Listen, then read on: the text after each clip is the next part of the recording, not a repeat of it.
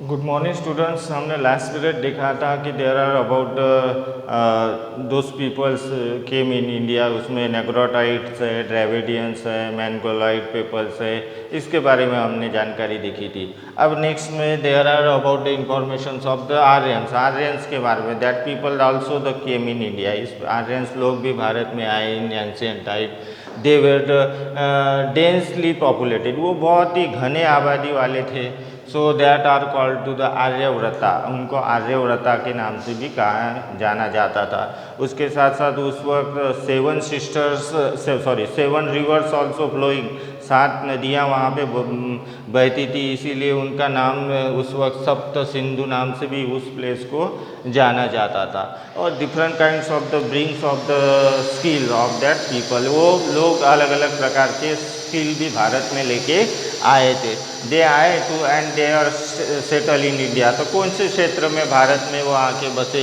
देर मिथाला इन बिहार में, साउथ में, और उसके साथ विंध्याचल ड्यूरिंग द पास्ट वैदिक पीरियड में आर्यन पीपल्स आके भारत में बसे। Also they are to nature lover में थे। उसके साथ साथ they worship of the trees, rivers, mountain, wine, rain, इनकी पूजा वो करते थे। यानी इस प्रकार आर्यंस लोग भी नेचर लवर करके जाने जाते थे।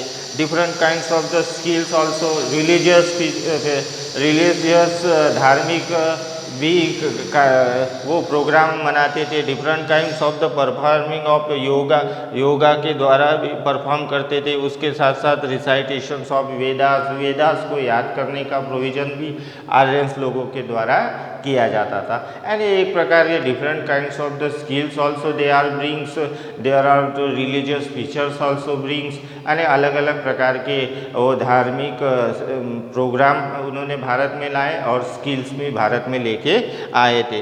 उसके साथ it's very important for the Aryans peoples, they are to came India, Bharat में इस प्रकार आए।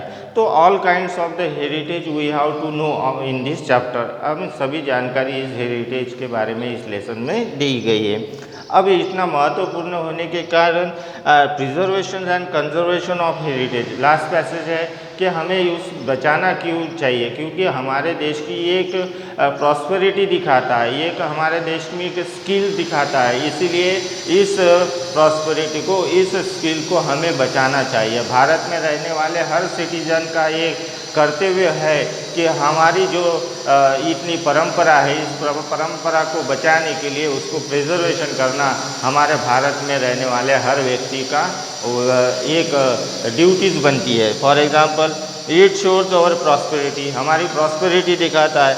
हमें मेंटेन करना चाहिए फॉरेस्ट, लेक, रिवर्स, इन चीज़ों का प्रोटेक्शन करना चाहिए, उसका डिस्ट्रॉय ना हो। जो भी हमारे कल्चर हेरिटेज है, नेचुरल हेरिटेज है, इन सभी को बचाना चाहिए, उसको डिस्ट्रॉय नहीं करना चाहिए, क्योंकि ये हमारी धुरंधर है। हमारे जो फोर फादर्स ने जो क्रिएटेड की गई वो जो परंपरा है, उस परंपरा को बचाना हमारा कर्तव्य बनता है। तो प्रोटेक्शन और ये हमारी पब्लिक प्रॉपर्टी है, इसको लॉस नहीं होना चाहिए, उसको बचाना चाहिए। It's our moral duty to heritage to result of the development of the people.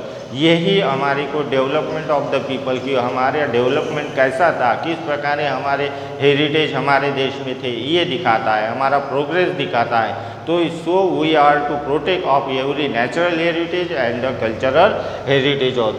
हम इस क्षेत्र में अगर प्रोग्रेस सोशली, इकोनॉमिकली, पॉलिटिकल और cultural field over the century, यानी सभी क्षेत्र में अगर हमारे को डेवलपमेंट करना है तो ये सभी जो कल्चरल हेरिटेज है, नेचुरल हेरिटेज है, वो सभी हमें बचाना चाहिए।